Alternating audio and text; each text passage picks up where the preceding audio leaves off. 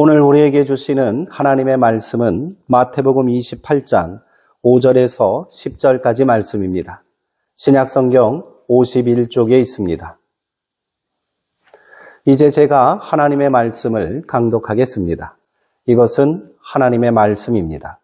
하나님의 말씀에 경청하시기 바랍니다. 천사가 여자들에게 말하여 이르되 너희는 무서워하지 말라.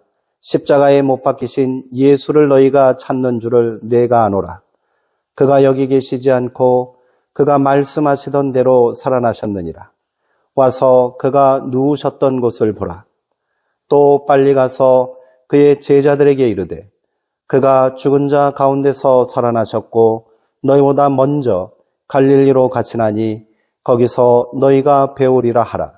보라, 내가 너희에게 일렀느니라 하거늘. 그 여자들이 무서움과 큰 기쁨으로 빨리 무덤을 떠나 제자들에게 알리려고 다름질할세. 예수께서 그들을 만나 이르시되 평안하냐 하시거늘. 여자들이 나아가 그 발을 붙잡고 경배하니 이에 예수께서 이르시되 무서워하지 말라. 가서 내 형제들에게 갈릴리로 가라 하라. 거기서 나를 보리라 하시니라. 아멘. 부활의 아침, 당신은 안녕하십니까? 라는 제목으로 말씀을 함께 나누겠습니다. 오늘은 기독교 최대 축일인 부활절입니다. 부활절은 십자가 죽음을 이기신 예수님께서 약속하신 대로 3일 만에 다시 살아나신 날입니다. 부활의 의미를 깊이 새겨야 하는 이유는 그것이 삶과 죽음을 초월한 신적 존재의 기적 이야기가 아니라 인간의 삶에 놀라운 영향력을 끼친 사건이기 때문입니다. 십자가가 하나님의 위대한 용서의 선언이라면 부활은 인간이 새로운 존재, 생명의 삶을 살게 되었음을 의미합니다. 그리스도의 부활을 통해 우리는 죄인에서 하나님의 자녀된 은혜를 누리게 되었고 폭력과 대결을 끝내고 평화를 이루게 되었으며 실패와 좌절을 넘어 희망찬 발걸음을 디딜 수 있게 되었습니다. 그러나 오늘 우리는 부활의 기쁨을 온전히 누리지 못하는 역사의 위기 앞에 서 있습니다. 중동에서 벌어지고 있는 전쟁이 한 달 넘게 지속되고 있습니다. 지난주 고난주간을 보내며 저는 목회자로서가 아니라 한 사람의 신앙인으로 이 문제를 깊이 고민하지 않을 수 없었습니다. 오늘 이 시대에 우리에게 부활은 어떤 의미가 있는가 여기에 답하기 전에 먼저 이 전쟁을 어떻게 이해해야 하는가를 목회자의 입장에서 조심스럽게 말씀드리려고 합니다. 모든 전쟁이 그러하듯이 이번 전쟁에는 어떠한 명분도 정당성도 부여할 수 없습니다. 저마다 이를 신의 뜻이라고 말하지만 이 악마적인 행위에 무슨 신의 뜻이 담겨 있단 말입니까? 아이러니하게도 전쟁 당사자인 미국, 이스라엘, 이란이 말하는 신은 모두 동일한 신입니다. 미국의 여호와, 이스라엘의 야훼, 이란의 호다는 모두 기독교가 말하는 하나님입니다. 모두가 자신들의 욕망과 탐욕을 이루기 위해 하나님의 이름을 악용하고 있는 것입니다. 성경에서 증언하는 하나님은 절대로 전쟁의 신이 아니며 욕망의 신이 아닙니다. 악인을 진멸하라는 구절이 성경에 있지 않느냐라고 말한다면 나 주 하나님의 말이다. 악인이 죽는 것을 내가 조금이라도 기뻐하겠느냐. 오히려 악인이 그 길에서 돌이켜서 사는 것을 내가 기뻐하지 않겠느냐 하신 에스겔의 말씀을 드리고 싶습니다. 이 말씀을 증언하기 위해 예수님께서 십자가에서 우리 대신 죽으셨음을 기억하시기 바랍니다. 이스라엘과 미국이 악마시하는 이란은 성경에 나오는 바사, 즉 페르시아 제국의 후예입니다. 오래전 이스라엘은 바벨론의 침공으로 나라를 잃고 백성들이 바벨론 땅에 포로로 끌려갔던 절망의 역사를 살았습니다. 그때 바벨론을 무너뜨리고 이스라엘 백성들에게 다시 고국으로 돌아갈 수 있도록 호의를 베푼 나라가 페르시아입니다. 페르시아의 고레스 왕은 이스라엘 사람들이 안전하게 고국으로 돌아갈 수 있도록 호위병도 내주었고요. 예루살렘에 다시 성전을 지을 수 있도록 약탈당했던 성전 기물을 내어주고 경비도 제공해 주었습니다. 그래서 이사야 선지자는 이방의 왕인 고레스를 하나님께서 보내신 메시아라고 칭송하기까지 했습니다. 역사를 기억한다면 이란은 이스라엘의 은인입니다. 그런데 지금 이스라엘은 이란을 공존할 수 없는 적이라고 말합니다. 하나님의 뜻은 용서와 사랑에 있으며 전쟁이 아닌 평화에 있습니다. 구약의 미가와 이사야 선지자는 하나님의 뜻을 세상 가운데 이렇게 선포했습니다. 그가 민족들 사이의 분쟁을 판결하시고 원격지에 있는 백성들 사이의 갈등을 해결할 것이니 나라마다 칼을 쳐서 보습을 만들고 창을 쳐서 낫을 만들 것이며 나라와 나라가 칼을 들고 서로 치지 않을 것이며 다시는 군사훈련도 하지 않을 것이다. 부활은 폭력과 사륙을 끝내고 생명과 평화의 도래를 알리는 혁명적 사건입니다. 전쟁 게임하듯 수많은 인명을 살상하고 있는 이스라엘과 미군은 당장 폭격을 멈춰야 합니다. 엄청난 자국민의 희생에도 아랑곳하지 않고 그저 이를 항쟁의 선전 도구로만 활용하는 이란도 즉시 반격을 중단해야 합니다. 이들이 진정으로 하나님을 섬기는 나라라면 속히 이 전쟁을 끝내야 합니다. 예수님이 십자가에서 보이신 용서와 화해가 다시 일어나기를 소망합니다. 하나님께서 이루신 생명과 평화의 역사가 다시 시작되길 기도합니다. 부활의 아침, 여기 모인 우리 모두가, 온 인류가 한 마음으로 소망하고 기도할 때 새로운 역사는 반드시 이루어질 줄 믿습니다. 이제 이 소망을 담아 말씀을 함께 나누도록 하겠습니다. 기독교 신앙에 있어서 부활은 절대적인 믿음인과 동시에 실체적 근거를 제공합니다. 그러면 과연 부활은 역사적 사실인가라고 질문할 수 있을 것입니다. 이 질문에 답하기 전에 몇 가지 고려해야 할 점들이 있습니다. 첫째, 부활을 증언하고 있는 성경은 역사책이 아니며 거기에 큰 관심을 두지 않는다는 사실입니다. 성경은 역사의 기록이 아닌 증인들의 고백입니다. 부활을 믿는 사람들의 확신과 신념을 담은 생생한 삶의 기록이라는 말입니다. 그러니 우리가 부활을 논할 때 신의 아들이라 추앙받는 예수에게만 집중하는 것이 아니라 부활을 믿는 사람들의 삶의 변화를 함께 주목해야 합니다. 둘째, 부활은 절대로 종교적이고 관념적인 언어가 아니라는 사실입니다. 성경에 기록된 부활의 공식적인 표현은 에게이로입니다. 오늘 함께 읽은 마태복음 28장 6절에 그가 말씀하신 대로 살아났느니라 해서 부활을 의미하는 살아나셨다라는 단어의 원어가 바로 에게이로입니다. 이 말은 단순히 죽었다가 다시 살아났다는 뜻이 아닙니다. 이를 문법에 맞게 그대로 직역하면 일으켜 세워지다가 됩니다. 신약 성경에서 에게이로는 부활뿐 아니라 다양한 뜻으로 사용됩니다. 몇 가지 예를 소개해 드리겠습니다. 예수님은 중풍병자에게 가셔서 일어나 집으로 가라 말씀하셨습니다. 그 말이 바로 에게이로입니다. 열병으로 누워있는 여인의 손을 잡아 일으켜 세우실 때도 에게이로라는 단어가 사용됩니다. 풍랑 속에서 잠든 주님을 제자들은 깨웠습니다. 그 깨우다도 에게이로입니다. 두려워하는 이들에게 일어나라, 여기를 떠나자 하실 때 일어나라도 마찬가지입니다. 이처럼 부활은 죽은 자가 살아나는 초월적 사건인 동시에 무기력하게 누워있던 자가 일어나고 잠든 영혼이 깨어나며 절망의 자리를 박차고 일어나는 구체적인 삶의 변화를 뜻합니다. 즉, 부활은 오늘 우리의 일상에서 일어나는 실제적인 삶의 언어라는 말씀입니다. 부활이 이를 믿는 증인들의 삶의 변화를 의미한다면 그 중에 첫 번째 증인이 중요할 것입니다. 그렇다면 다시 살아나신 예수님을 맨 처음 목격한 사람은 누구일까요? 그 사람은 모두가 신뢰할 만한 인물이어야 하고요. 누구보다도 진실하며 영향력 있는 사람이어야 할 것입니다. 그런데 놀랍게도 성경은 그 첫 번째 증인이 막달라 마리아를 비롯한 여인들이었다라고 기록하고 있습니다. 당시 유대법에 의하면 여자는 증인이 될 자격조차 없었습니다.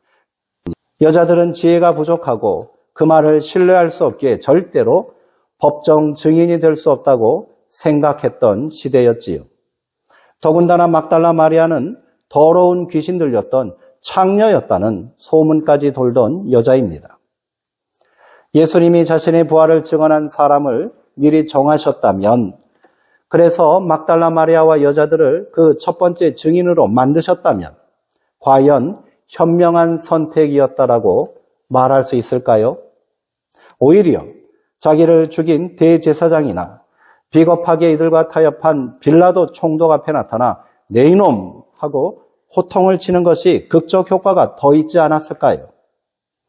그러나 만약에 그랬다면 부활하신 예수님은 사람들에게 그저 공포의 대상으로밖에 인식되지 않았을 것입니다. 이제 성경이 기록한 대로 막달라 마리아와 여인들에게 주목해 보겠습니다. 이들은 예수님이 죽은 지 3일째 되는 새벽에 무덤을 찾아갔습니다. 하지만 그들은 부활하신 예수님을 만나러 간 것이 아니었습니다. 예수님의 시신을 제대로 장사 지내지 못한 것이 안타까워 그 시신에 향품이라도 바르려 몰래 길을 나섰던 것입니다. 그녀들의 걱정은 무덤 입구를 막고 있는 큰 돌을 어떻게 옮길까 하는 것뿐이었습니다. 그러나 여인들이 무덤에 도착했을 때 무덤 문은 열려 있었고요. 시신이 있어야 할 자리에 예수님은 없었습니다. 또다시 밀려오는 절망과 슬픔에 여인들은 오열할 수밖에 없었겠지요. 그때 흰옷을 입은 청년이 무덤에 앉아 있는 것을 보게 되었습니다. 그가 누구인지는 알 수 없으나 사람이 아닌 것은 분명해 보입니다. 청년이 말했습니다. 두려워하지 마세요. 당신들이 십자가에 못 박힌 나사렛 예수를 찾는군요.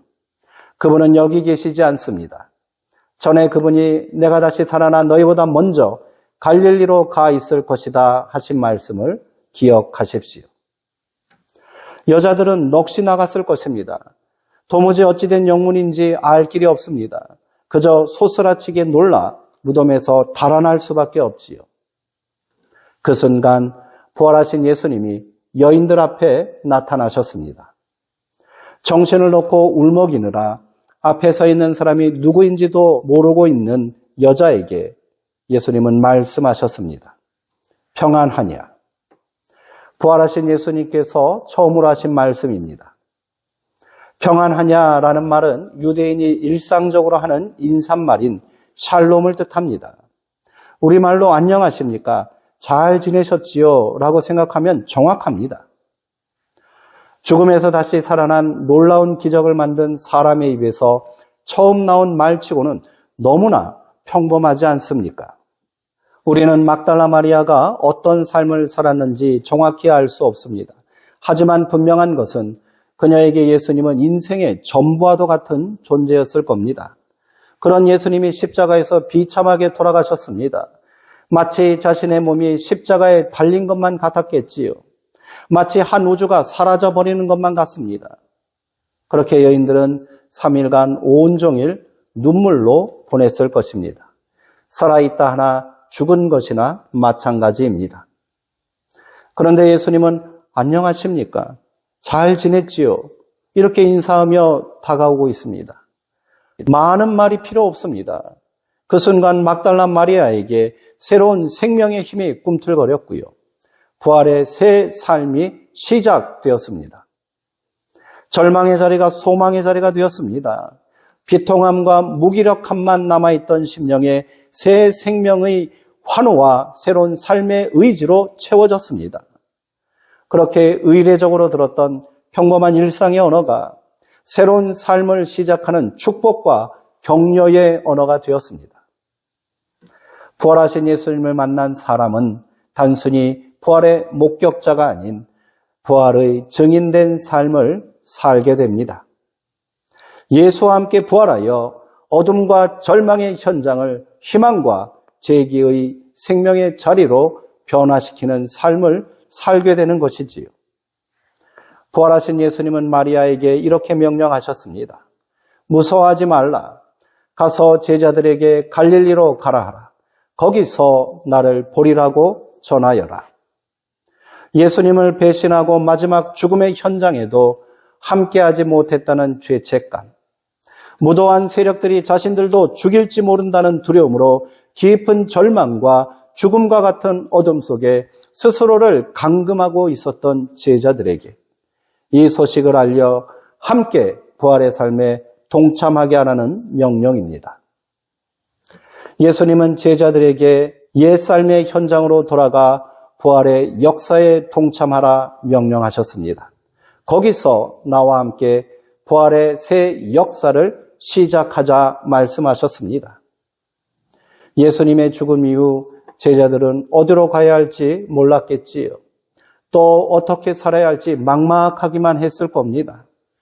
만약에 예수님께서 부활하신다면 자신들만의 새로운 왕국을 만들어 다시는 절망하지 않고 다시는 패배하지 않는 말 그대로 아무 걱정 근심 없는 낙원으로 인도하시리라 생각했을지도 모릅니다. 하지만 예수님이 제자들에게 다시 만나자고 한 땅은 갈릴리였습니다. 제자들이 평생을 살던 고향입니다. 3년간 예수님과 동고동락했지만 아무것도 변한 것 없는 실패의 현장입니다. 여전히 로마의 식민 통치 아래 신음하는 절망의 땅입니다. 그 어떤 희망의 씨앗도 심을 수 없는 죽음과 같은 불모의 자리입니다. 그런데 예수님은 그곳이 다시 돌아갈 새로운 삶의 현장이라고 말씀하십니다. 나와 함께 부활의 역사를 시작할 땅이라 명령하십니다. 마침내 부활하신 예수님은 제자들과 갈릴리에서 제외하셨습니다. 그리고 이렇게 약속하셨습니다. 너희는 모든 민족에게 가서 내가 너희에게 분부한 모든 것을 가르쳐 지키게 하라. 기억하라. 내가 세상 끝날까지 너희와 항상 함께 있을 것이다. 분명한 것은 이후 제자들 모두 부활의 증인이 되었다는 사실입니다. 이들은 더 이상 목숨을 구걸하던 비겁한 겁장이가 아닙니다. 절망의 땅에 하나님 나라의 소망을 세우고 죽음과 같은 인생을 사는 이들에게 부활의 참 생명이 시작되었음을 전파하는 자들이 되었습니다. 모두가 예수님처럼 참혹한 죽음을 당했지만 죽는 날까지 초계와 같이 목숨을 내 던지며 부활의 증인된 삶을 살았지요. 예수님이 부활하지 않았다면 절대로 일어날 수 없는 일들입니다.